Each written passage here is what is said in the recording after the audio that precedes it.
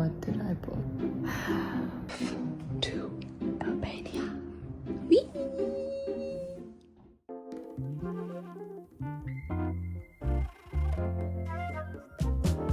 We arrived in Tirana. We're about to pick up the rental. Then we have another 4-hour drive. First stop, supermarket. Look at these. What's about it?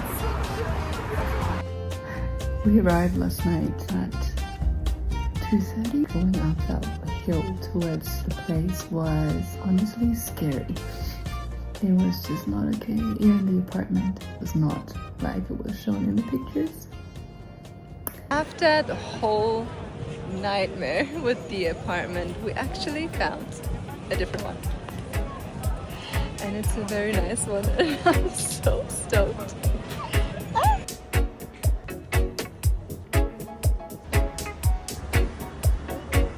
Feeling so grateful because the way it's unfolded is just a blessing.